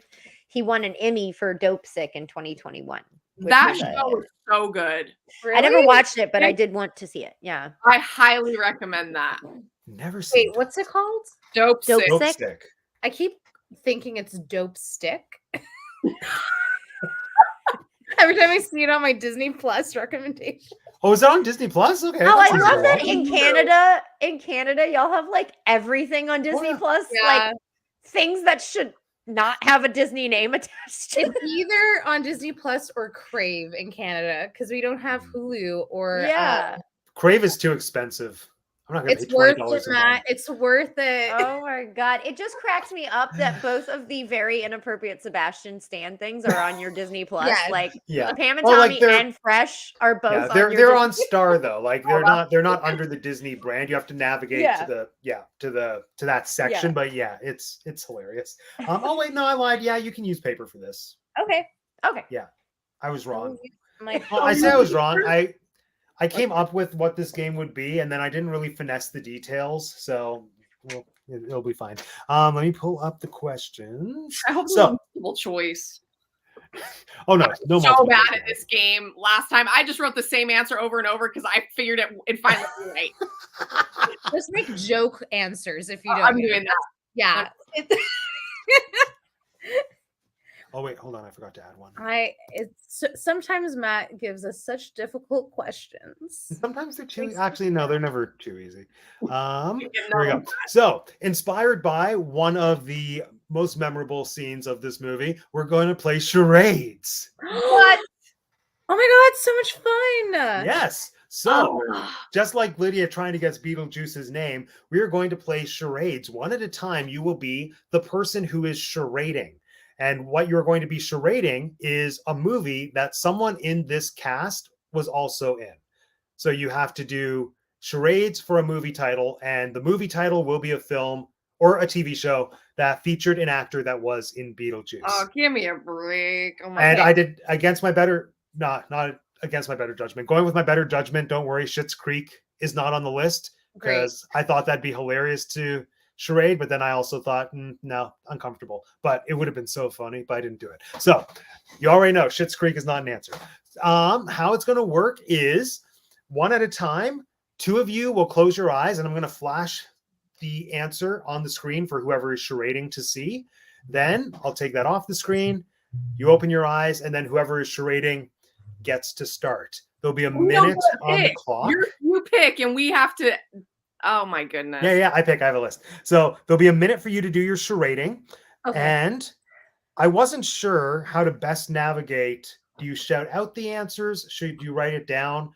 I'm going to leave that up to you because the way that the points will work is such. You get 1 point for every charade that you correctly guess.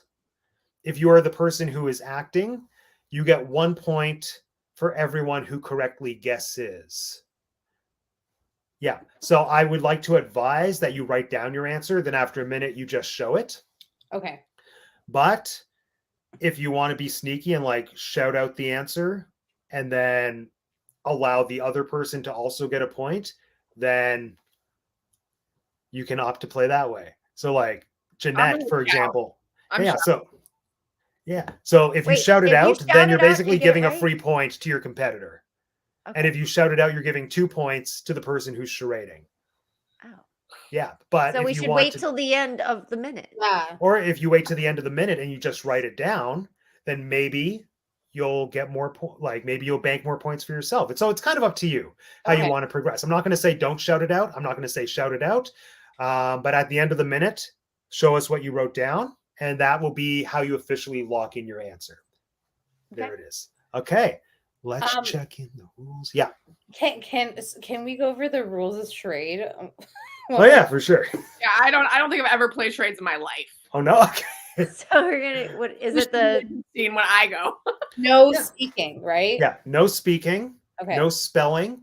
I mean, most of these are either movies or TV shows, but like the accepted indicators for those movies, like I'm making a movie. TV Yeah. show is like remote converter. I'm so glad you showed that because I didn't.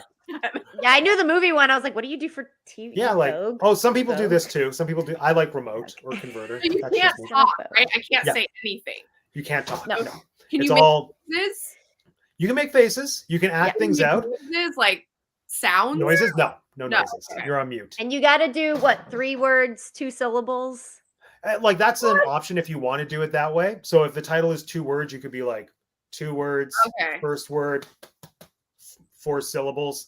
Like that's an option that can Oh my God. exist. But if you think it's easier for you, like if you see the title and you're like, I can just act out a scene from this and they'll know what it is, you can do that too.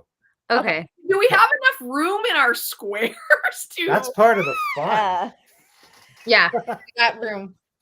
Yeah. I Oh, yeah. apologize in advance for when I go. I am sorry. It's gonna be so much fun. Okay. Mary is also pointing out you can do this for like a 1 syllable word, like or the. It would just like Oh, jeez. Yeah. Okay. If it starts with it or something, yeah. Matt, please give me the easiest one. none of these are easy. Okay. Okay. Here we go. No, they're not easy. But again, don't worry, none of you have to do Schitt's Creek. This would have been so funny. All right. So we'll start with Lisa. So can I get 2 friends down here? Close your eyes because I'm gonna flash the title on the screen. Jeanette. No peeking. No peeking. Here we go. That's what you have to do, Lisa. Oh, okay, hold on. Okay. Bring it off the screen. So, Lisa, when you're ready, let us know and I'll start the timer. Can we look? Okay. Yeah, you can look now. Okay. Okay. Ready? Ready? Go. Movie. Movie. 2 words. 2 words. 2 syllables. First word, 2 syllables. No. Second word. Second word. Second word. Okay. Okay. Okay. First word. Bad baby. Angry baby. Naughty baby. We're writing them down, right? Are we supposed to be guessing? I'm doing the call out thing because it helps me think. And then when I Okay. get the right one, I probably won't say it Yeah, out. so you can call things out. What And is again, this? Is this a charade? you have 10 seconds. 10 seconds. m- No babies. Writing babies. I don't know. All right. Oh my and god, you can that write sounded down like the freaking. It sounded like Rocky Horror Picture Show just now. The ending. It Oh, I sounded was like thinking the it sounded beginning like the of- beginning of All I Want for Christmas Is You. sounded like the beginning of double feature at the end of the movie. What's going on?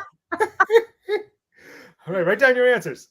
Okay. I wrote mine. All right. Baby I don't- Driver. 3, 2, 1. We show? Yeah, let's show. This says baby. It says baby, but it keeps Mr. Mom. keeps erasing it. Mine just Okay. said baby. Okay. Oh wait. Okay. Let me see just for fun if I can make you get it. So Do here it. we go. Here we go. Okay. 2 words. 2 words. Second word, baby. Baby. First word, Ear. ear. Listen, baby. Sound, baby. Ear baby. Ear, baby. Cry baby. Why would I Wait, say pause. I forgot to say in charades this means sounds like. Oh, sounds like. Oh. Okay. Here we go. Oh my Here we god. go. Sounds like. Sounds like. First word, floss. Boss. Floss, Boss baby. Yes. Ah! baby. What is it? Boss baby. Frost baby? Boss baby. Oh, boss baby. Oh, Alec Baldwin. Yes. Yeah. Okay. That was good. Thank you, Matt. I forgot this. Yeah, I forgot about this too. Oh, Now we know this for future is- rounds. Boss, where do you work? That's a horrible boss. Horrible. No. I don't have a formal boss. If my I boss don't know ever how to did act that to me, I I thought would this was quit. mom. Like you're being bad. was like, oh, Mr. Mom. All right. Next, Jeanette, you get to charade. Lisa and Megan, Okay. please close your eyes. All right. This is your movie. Okay. All right. Everyone, you may look. Jeanette, let me know when you're ready, and I'll start the timer. Okay. Okay, go ahead. Okay, go. All right. Movie. 5 words? Oh, come on. First First word. word. Small. Small. Small one. Okay.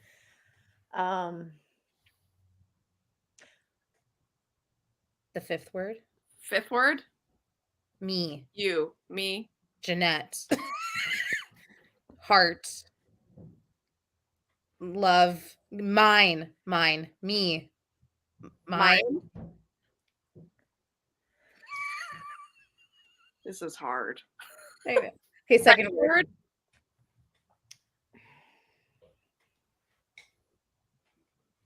Toss. A league of their own. Yeah, you got it. Sorry. Nice. Wait, we still have 5 seconds before people can write down answers. Oh, well, sorry. Oh. 2, Oh, 1. so I can cheat? You can. She got It's- wait, I can cheat. It's not necessary. Hey, it's not cheating. Lisa shouted out an answer. If you think it's It's right, just so much better to say it out Just loud. shout it out. I know. It's like Pictionary. let's go. You 3, gotta 2, yell it. 1. Show your answers. You I gotta already yell said it. it. A league Megan, of you their got own. it. Yay! Lisa, you got it. Jeanette, you get 2 points. I gave everyone points. Yay, point. Okay, Megan, it's your turn. Others, close your I'm eyes. sorry, y'all. You got this. I believe in you. Okay. Wow. Okay. All right. You may look now. Let me know when you want the timer to start, Megan. I'm ready. Let's do Okay, this. let's go. Go. Film. Movie. 2 words. The First word.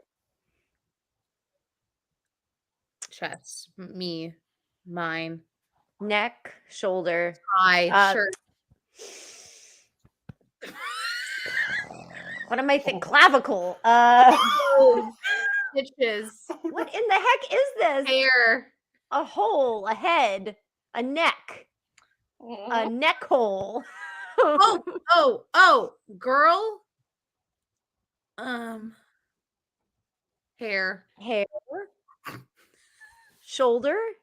Okay. Okay, second Second word. word. Jesus. Does it sound like something? Alligator. Clap. Bite. Please make it be over. 12 seconds. You're doing so well. We're the ones you suck. Shoulder bite. First. First word. Jack Frost. That's the timer. Chemise. Let's I was write down so our bad. answers. I was so bad. I have no idea. I saw what you were trying to do. Black. Black. I was trying to get you to say black because this is black. My hair is black. Oh, wait, Swan. don't have it. They have to write down their answers. I have no idea. I got no answer. Was anybody in Black Swan? 3, 2, 1. I can't write it. My phone Now stinks. that I'm I'm saying sorry. Black Swan. No, Okay. wait, hold on. Wait, no, wait. I got it. Okay.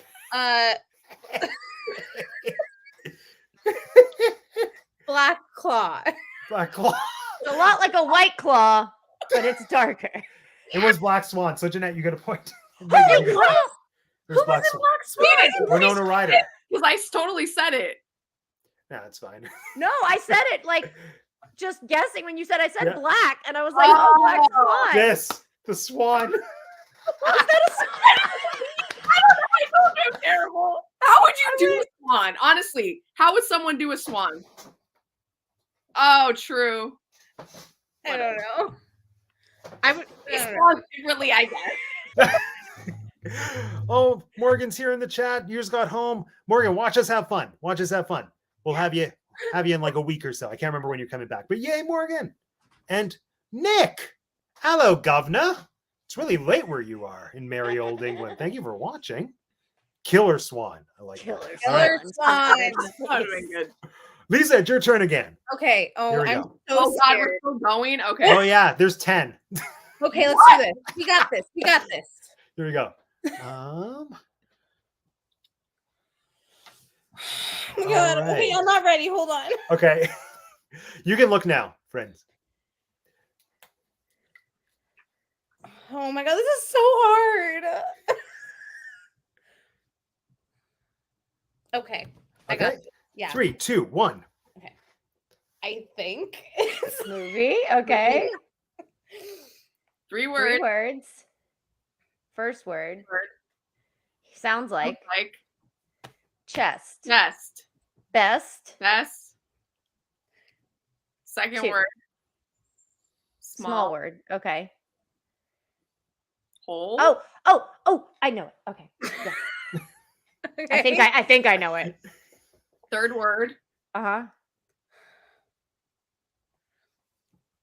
Sounds like Swan. Oh, that was great. Killer Swan. So good. Best Swan.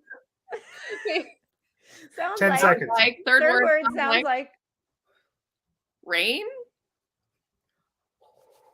Cold. snow. Uh-huh. Time's up. Write Okay. down her answers.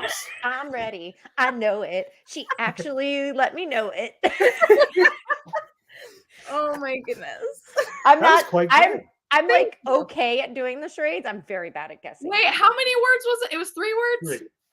Oh, this is not right. You got All this. right.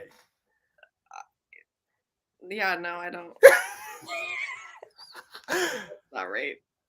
No. Okay, answers in 3, 2, 1. Happy V. Best in show. Happy. It was best in show. Oh, I would never gotten that. Yeah, with Catherine O'Hara. It's about dogs or something. I've never seen it. Oh Nor my have God. I. Well, no, I did see it. It wasn't about cats, so I wasn't into it. Someone said, Matt, watch it, pretend it's about cats. I did, and I was like, cats would never do what these dogs are doing. It's fine. All right, next, Jeanette, it's your turn. Other friends, close eyes, please. Oh, okay. Okay, and you may look. And 3, 2, 1.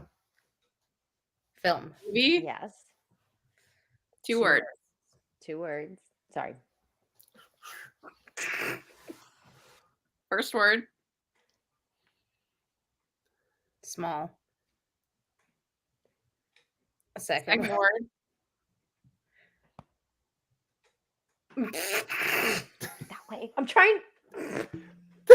There we go. Brady Bunch? Direction. Backwards. Boob? Small boob?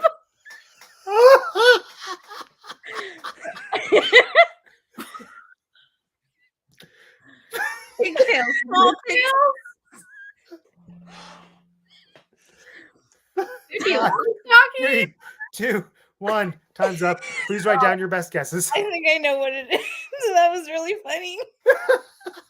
Small boob. I was like, this is really Literally gonna write small boob. That's what I'm writing. Imagine if it was small boobs, like I think that's a movie, With but I Michael don't think it's Keaton. one you can see on regular tape. Oh my God. It hurts to laugh. Okay, I'm ready. answers in 3, 2, 1. Small boob. Little Women. There we go.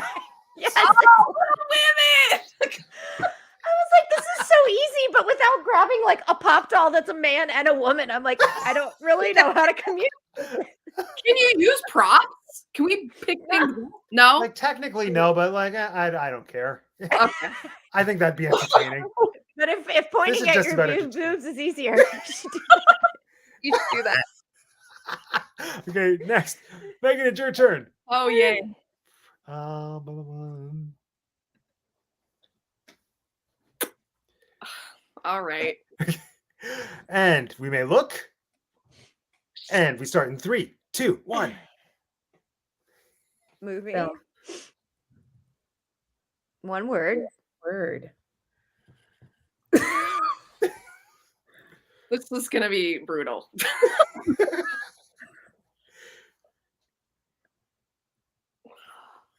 I have no You idea. got this. You totally You got it. You got it. Um, Uh-oh, we're back to black. I- Black. Yes. Woman, human, person, Mm, alien. there's got to be something here. It's one word. Yeah, but it's not like. I mean, Ooh, I want to tag in. I think I can do it. please. Okay. Okay.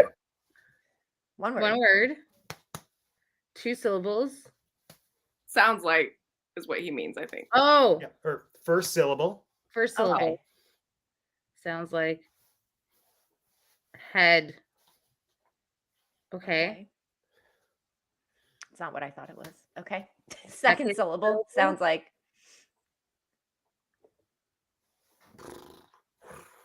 head horse. Head horse. The Godfather. Head horse. Head horse. Okay. Okay, second syllable sounds like cold. Head cold. cold? Head shivers.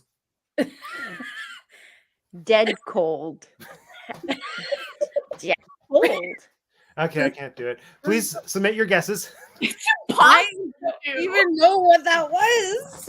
It We're was, just gonna go with the. they were only one word, though. birds. Burr. Oh. Burr, I only know one and word movie that any of purr, these people were in. purr. Okay. Okay. 3, 2, 1. Birdman. It's not Birdman. Bed sores. That's We were looking for Heathers. oh. Head It's burrs. Oh, Head burrs. No. Yeah, okay. Lisa, you're up. Here we go. Okay. Oh my god. Hold on. Okay. Okay. Oh. Oh shoot. Okay. Like, I feel like this Okay. one might be easy, but it I might think also it might not be be. 2 because I love this show. Heads up, Megan. I love a genre Megan, fair. heads up. oh, sorry. Not even close match. Hey, Jean. Okay, ready? So good. Ah. Yeah, ready. Here we go. Okay. TV show. TV. Oh, Three. 3. No. No, 2 TV words. show, 2 words. Second word. Oh, okay. Second word. Fifth. Smash. Mad. Boss. Punch. Fight. First word. Okay, first word. Syllables? 2 Syllable. syllables? 2 syllables. First word, 2 syllables. Hashtag. What does that mean? 30. Bob? Oh, I know it. 7 seconds. 303 smash. 303 smash. Please write down your answers. Okay. Actually, I could be wrong. Oh, it's only 3 words or 2 words? Yeah. Oh, no, I'm wrong. I'm No, just it's guessing the only 2-word TV show that I know any of these people to be in. I was all like, 3, 2, 1. What have we got? no. Stranger Things. Oh, that's a good guess. Oh, yeah, I don't know. Question mark. I thought Oh. you were saying Bob for some reason. I don't know how this is a B. I don't know how that's a B. I don't know. Lisa, tell us what it was. 30 Rock. 30. Oh. I am not getting Alec Baldwin Oh. anywhere in this. I'm like, Okay, okay, Jeanette, you're up.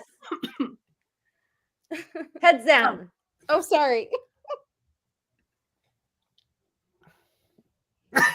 I'm guessing it needs to be specific. Yeah. Okay. Heads up, Hold please. on. Let me count how many words are in this. Hold Okay. on. Close your eyes again. Close your eyes again. Okay. We're saying, Yeah. yeah. Okay. You may look again. Okay. I And got my go. work cut out for me. Movie. 7 7 words. words. Okay. First word. House. Pyramid. Second word.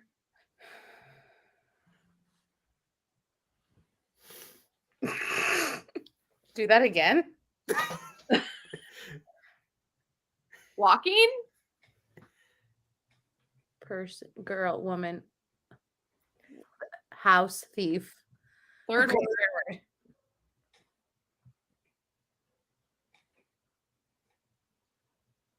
Fall. Fourth word. Fourth word. 10 seconds. Look. Searching. Searching for pyramids. Fifth word. Word. Sixth word. Word. And that is time. That was a really hard one for a minute. Holy smokes. I'm surprised you didn't I'm not even right. Yeah. for the first I thought the try. first word would have just given it away. House. Pyramid. House. And it's 7 words. 7 words. House. I must not know this movie. Me neither. I think you both do. I could have picked an easier way to do this answer. I went the hard route. Easier things to do. Let's see. Matt? Answers in 3, 2, 1. I don't know. House? I know it was 7 House. words. House. You and Hugh Laurie tonight are just. We were looking for Home Alone 2, Lost in New Oh York. man. I was like, I can't, and you can't give numbers either. I almost went. There, I And I was like, oh, you I can't do did. that. Oh, I thought you were trying to do something else. So I didn't think you were saying 3. now. I I was think like, Yeah, see, I could have gone with the first film, but I was like, all you have to do is this. And then it's done. But I only thought Home Alone, and I'm like, that's only 2 words. Lost Yeah. in New York. Okay, Megan, I saved this one for you. I have faith in you. I think you'll like this. pass. Here we go. Go. Oh yes! Okay, we can look. Wait, I don't. How many? Wait, can I Oh, say yeah. that one more time? Yeah, sure thing. Close your eyes again. I'm not sure if you're adding one of them. Okay. Okay, we can look. In 3, 2, 1. movie. Wait. Okay. Oh, Forward. Fourth word. Shelves. Frosted. Halloween. Halloween. Pumpkins. Toys. Oh. Oh, Oh. Nightmare Before.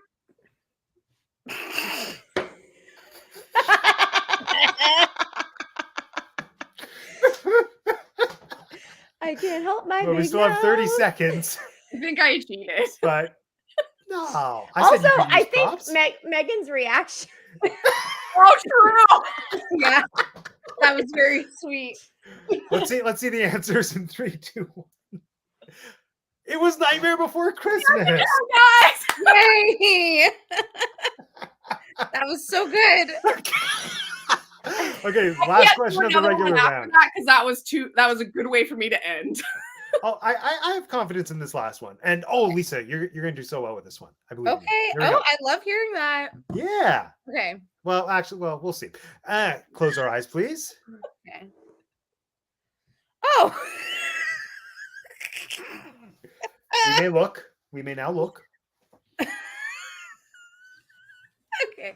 Ready? Okay, ready? In 3, 2, 1. Movie. One One word. word. Okay. Wait.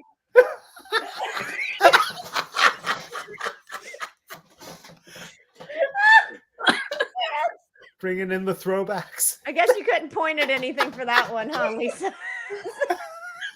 I love do your it. facial I'll expression. do it for the whole minute. 30 seconds left.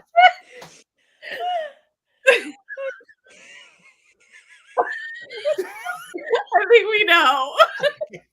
Let's go. Oh Answers. Answers in 3, 2, 1. Go. Mm. Birdman. Woo! Yeah. I love a good callback. Yes. Oh my gosh. Oh, that was hilarious. All right. So the current points are it is close. Megan has 5. Lisa has 6. Jeanette has 7. How many points would we like to wager for the bonus round? All Bonus of round it. is just a question. All All of of it? All of Okay, I love this. So you will have to write this one down. No charading. Thank Oh, God. I really know. want a charade. Oh, well, we could charade if you want to. Nope. Okay. Well, final question. What is the most recent film that Tim Burton has directed? I don't know this. Only films? Only films. Theatrical release. It Good came out in question. theaters. So And it it's has not, to it's have not already Wednesday. come out. It has to have already come out. So it was in theaters. It is now probably on DVD. It's probably streaming. Oy vey. I have no idea if this is correct. We have mentioned this movie on the Yeah. stream. Yeah. The title of this movie came up. Quit Yeah. giving out hints. Okay. I like it. Keep giving. It can't be that, but I Oh, feel like it nothing, is. guys. Watch me be wrong now. All right. Let's see our answers. We'll do one at a time. Let's start with Megan. 1 vote for Dumbo. Jeanette. Dumbo. Lisa. Dumbo. Oh. You're all right. It's the flying elephant movie. Yay! Woohoo! God, that seems so long ago now. It was so long ago. Jeez. I know. What's this guy doing? Beetlejuice 2, I guess, waiting for Johnny Depp to get out of cancel jail. Oh my god. Well, no, now it's been all He Wednesday did all the time. Wednesday. He's been working Yeah. on Wednesday. No, yeah, exactly. That's why when you asked that, I was like, smart question. Smart question. No, I was almost really mean, and I was gonna have the bonus round be charades for Miss Peregrine's Home for Peculiar Children. Bro. Matt, no. I was like, Logged off. that's too far. That's No. too far even for me. I was like, I can't even pronounce her name, let alone charade it. So there we are. So Jeanette won. Yay! Hey, Jeanette! Hey, Jeanette. Congratulations.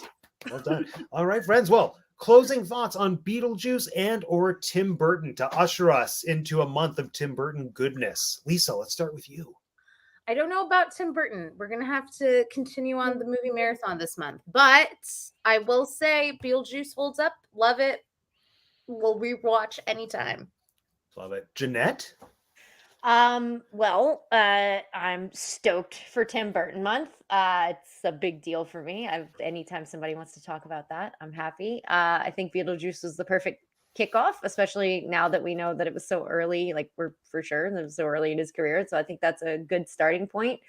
And it's a classic. I think he's created a lot of classics. So I'm excited to get through some that are and some that aren't. So I'm so like irrationally excited for Ed Wood, and I don't think anyone same. else is. Yeah, but I've only seen it once, and I remember being okay with it. But all the reviews I've read, like people claim that it's his best movie that no one rememers or pays No. attention to. it is Is it very not? good. It is very good. Well, we'll see next week. Megan, you look so disgusted by that.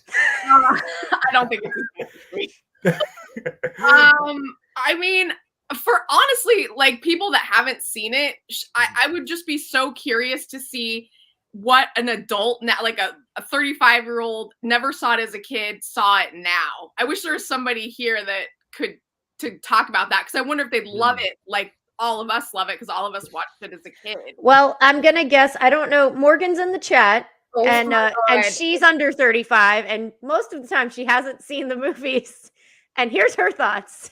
100% serious? disliked and bored. Are you being sassy? No, Morgan. no, Morgan is always here with the hot takes. Yes. Always here with the hot takes. Well, then my question was answered. Yeah, Morgan's our good touch point for like someone who's never seen it, who's a little bit younger than the rest of us. But doesn't But- she also hate Nightmare Before Christmas? I don't remember. Right? Morgan, let us Mor- know. But Yeah, also, Morgan, Mary please. hasn't seen it. Mary's like Mary, Mary, you have to watch it now. 5-ish. Yeah.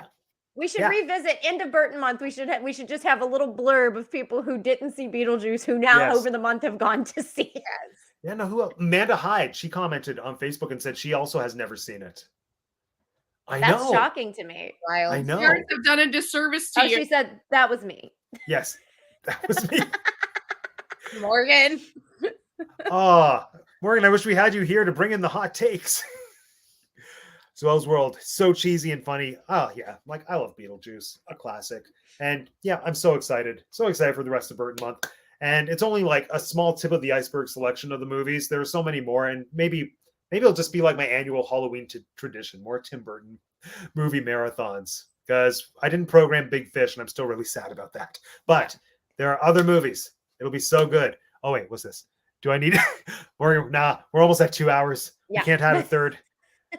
Bring in the hot take next week. If you didn't like it. Yeah. All right, friends. With that, now it's time for everyone to sign off. As per usual, tell us again who you are, remind us where we can find you, and let us know about anything fun and exciting you have coming up, starting with Lisa. Hi, everyone. I am a theater producer in Toronto, Canada. So if you are in the GTA, please come check out a show I'm producing in November called Our Place at Theater Pass Marai. You can follow me on Instagram at Lisa_A_Alves to get to know more about that show and follow me and my hamsters. Delightful. Thank you, Lisa. Jeanette. Hey, so you can find me on Instagram at TinkerJ787. You can find lots of fun Disney stuff there. I just got back from a trip, so I'm going to be posting over the next few days lots of photos that I didn't post while I was there. And you can find me on We Like Theme Parks on iTunes or wherever you get your Apple Podcasts, whatever you call it, where you get podcasts. And you can find me here on Teacup for One. Love it. Thank you, Jeanette. Until we meet again. Hello, I am Megan. I have a YouTube channel with my daughter Juliet, which is heavily Nightmare Before Christmas based and Halloween all year long. You can find me there. It's called The Pumpkin Queens. And I have an Instagram, Mother Spooky Witch, which is also goth, horror, Nightmare Before Christmas, all the spooky. If you love spooky all year, you will like my stuff. Thanks. Brilliant. Thank you, Megan. And if you're watching, this is my channel. Please subscribe if you haven't subscribed. Comment if you want to comment. And join us next week when we will be looking at one of, again, the most underrated. I don't even know if underrated is a good word because I don't know if I like this movie. But one of the more forgotten Tim Burton movies, highly acclaimed when it came out. Ed Wood, profiling one of the most infamous filmmakers of all time. So join us same time next week to discuss that. But until then, friends, my name is Matt and I have 2 degrees. And this has been the Teacup for One. How do I end this?